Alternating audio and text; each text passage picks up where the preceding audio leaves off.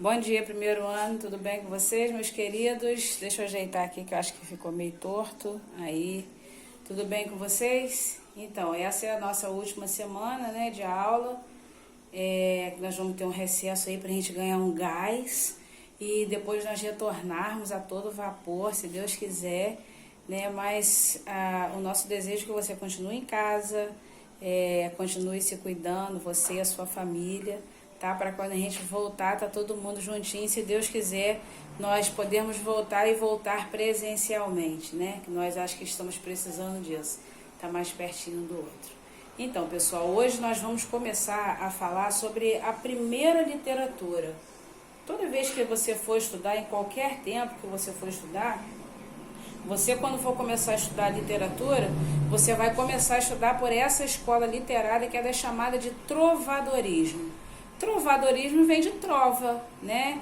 De pequenos poemas com pequenos versos, geralmente eles são cantados ou são recitados, né? A nossa literatura em si, ela vai começar no século XII, não no Brasil, tá, gente? No Brasil vai ser lá na frente. Nós vamos começar no século XII com essa chamada literatura trovadorista ou trovadorismo, né? Ela vai começar lá na Idade Média, né? No século XII, na Idade Média. A gente vai ter alguns contextos históricos na Idade Média que a gente teve, por exemplo, a queda do Império Romano e a tomada de Constantinopla. Vai ser o período do feudalismo, dos senhores feudais, né? Da vassalagem, do trabalho agrícola, o senhor feudal dando ali um pedaço de terra para se trabalhar, em troca deveria também devolver alguma coisa para ele, aquela coisa de servo, ter você ser o senhor e ter o servo ali à tua disposição, o servo com a sua terra, entre aspas, tendo que trabalhar muito também para dar lá para o senhor feudal, né? A língua oficial em Portugal naquela época já não era mais o latim, era o chamado galego-português. Tanto é que quando você for ler, na hora de você fazer uma atividade acerca do trovadorismo, a princípio você vai ter um pouco de dificuldade para compreender o texto.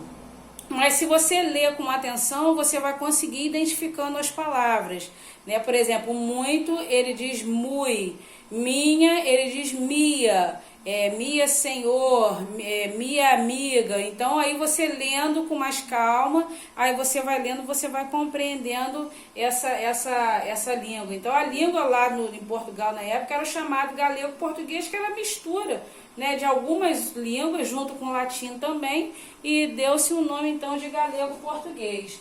Né? Nesse período, porque a produção agrícola ela era muito grande, né? Por causa dos servos ali naquelas plantações, foram surgindo o que? As chamadas feiras, né? Essas feiras, elas cresciam ali, e ali havia um grande comércio para se recitar também poemas, para se fazer cantar, né, as poesias, os trovadores cantarem as suas poesias, né? Tudo isso aí faz parte do contexto histórico. Mas a gente vai ver necessariamente pelo trovadorismo o seguinte, que o trovadorismo ele foi, como eu já disse, vou só repetir, que foi a primeira escola literária que nós vamos ter em Portugal, né? Que a nossa cultura, todo o nosso contexto literário, ela vem de Portugal. Nós vamos ter também os chamados trovadores, lembrando que as poesias elas eram cantadas ou elas eram recitadas, e elas não eram grandes, eram temas pequenos, poemas pequenos, né? E elas eram acompanhadas por instrumentos musicais, principalmente a lira. Por isso que a gente diz que nós temos poemas líricos. Por causa de quê?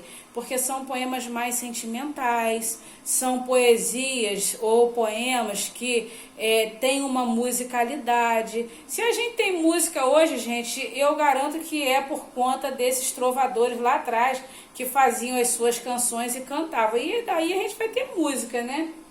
O que a gente vai ter também dentro do trovadorismo, que é a escola literária?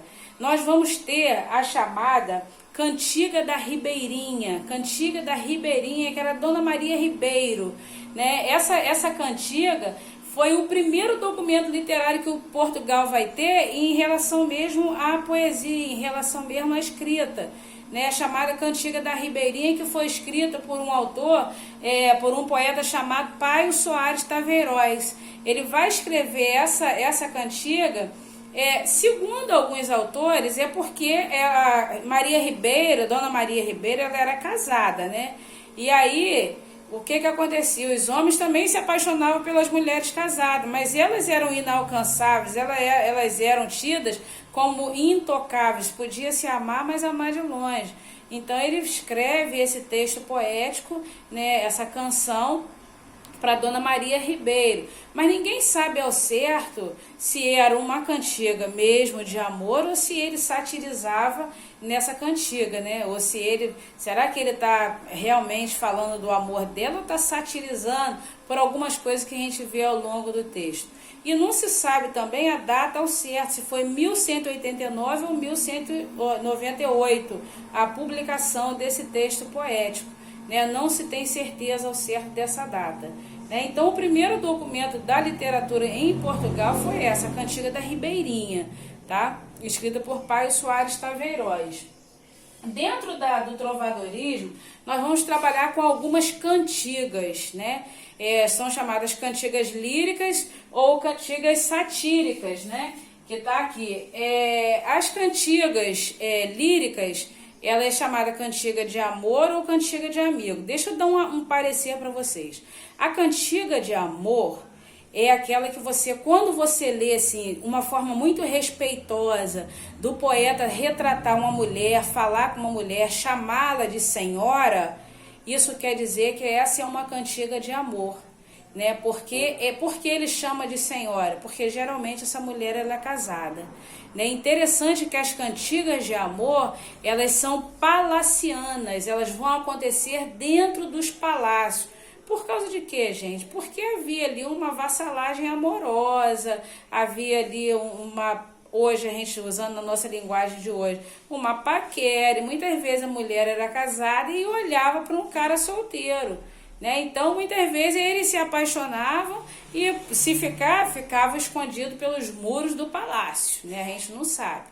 E se poderia dizer assim, eu estou apaixonado por fulano, eu quero casar, eu quero namorar fulano, não. Então, o que ele fazia? Cantigas, cantava o amor dele através das poesias, né? Para quem soubesse ler, um pingo era letra, né, gente?